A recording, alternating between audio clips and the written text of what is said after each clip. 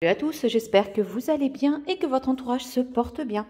Aujourd'hui, on va faire ensemble un beurre de pomme, une spécialité qui nous vient tout droit du Canada. C'est une spécialité canadienne, c'est une confiture, on va dire, de pommes faite à base de sirop d'érable. Donc pour cela, il nous faudra du sirop d'érable.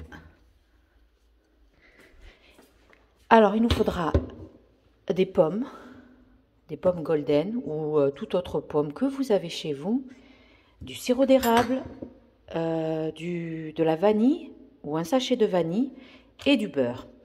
Alors, la recette, vous la trouverez sur l'application Cookie Mix. Vous tapez beurre de pomme et vous trouverez. Donc là, vous regardez si vous avez tous les ingrédients adéquats. C'est simple, hein, ça ne demande pas beaucoup d'ingrédients. Là, c'est 700 g de pommes, 70 g de sirop d'érable, 70 g de beurre, une cuillère à café, 2 gousses de vanille. C'est facultatif.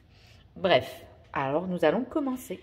Donc, nous allons peser 700 g de pommes. Là, je les ai lavées et coupées en quartier. Bon, j'ai à peu près 50 g de plus, mais c'est pas grave. Nous allons mettre 70 g de sirop d'érable. Nous allons mettre 70 g de sirop d'érable. Moi, je vais mettre 60 g. Puis nous allons mettre 70 g de beurre coupé en morceaux, en petits morceaux. Donc, je vais mettre 70 g. C'est une recette très simple, très bonne. On va dire moins calorique que la recette, on va dire, de confiture classique. Voilà. 70 g. Une cuillère à café de gousses de vanille en poudre. C'est facultatif. Vous pouvez mettre à la place une pincée de cannelle, si vous aimez la cannelle, ou un sachet de sucre vanillé, ou vous pouvez ne pas en mettre.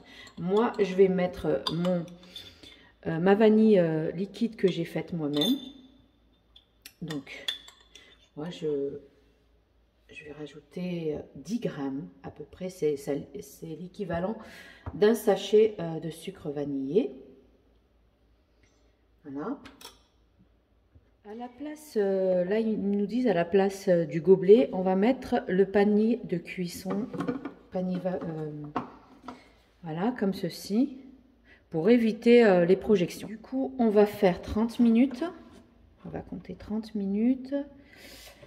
100 degrés. Vitesse 2. Voilà. Je vais vous donner une astuce pour que la vapeur qui monte, parce qu'on a les placards qui se situent en haut. Regardez, je vais vous montrer. Voilà, là, le placard.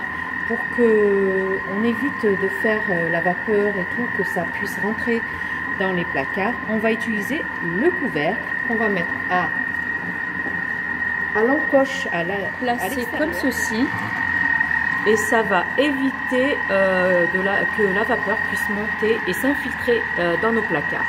Du coup, voilà, vous mettez comme ceci, ceux qui ont le Thermomix en dessous des placards, sinon c'est pas la peine, vous ne mettez pas le couvercle du panier vapeur. Voilà, je vous ai montré.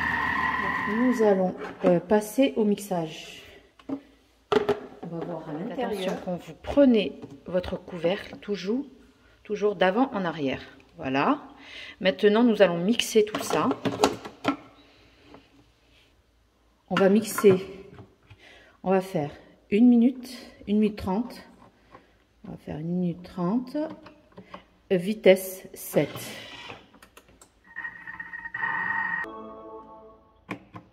Maintenant, nous allons racler les parois du bol.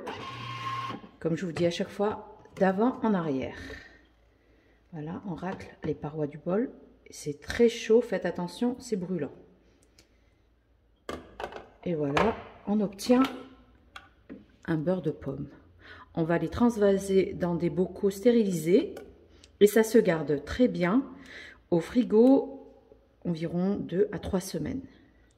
Voilà, on va laisser à température ambiante baisser en température, puis après on le mettra au frigo.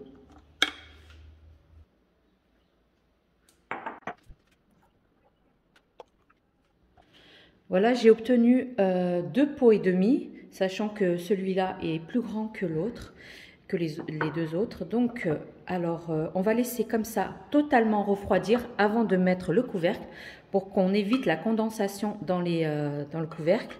Et puis, on va les mettre dans le frigo et ça se garde très bien 2 à 3 semaines. Mais je vous garantis que ça part très vite. C'est excellent sur une tartine de pain, sur les crêpes, les gâteaux, bref, c'est excellent et c'est une bonne source de fibres. Vraiment, je vous laisse aller checker sur internet les bienfaits du sirop d'érable, des pommes. Bref, c'est vraiment excellent. Voilà, je les ai laissés reposer au moins minimum 2-3 heures, le temps que ça redescend en température. Et là, je vais tartiner un morceau de pain. Vous pouvez utiliser ce beurre de pomme qui est une spécialité, comme j'ai dit, canadienne, sur vos gâteaux, sur vos crêpes. Vous pouvez fourrer vos cupcakes, comme là par exemple, vous pouvez les manger tels quels sur du pain. Vraiment un délice. Alors, si vous allez me demander la recette du pain, je vais vous mettre le lien sous la barre d'infos. Allez voir la barre d'infos. Franchement, c'est une dinguerie.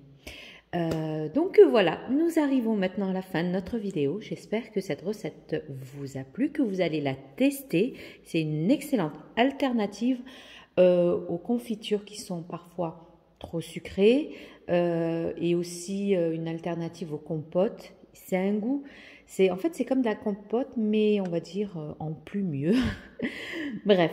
Donc, n'oubliez pas, likez, commentez, partagez, abonnez-vous à ma chaîne si ce n'est pas fait. Rejoignez-moi sur Instagram, TikTok et Facebook du même nom, Cooking with Zora. Sur ce, je vous dis, prenez bien soin de vous. À la prochaine vidéo. Bye bye.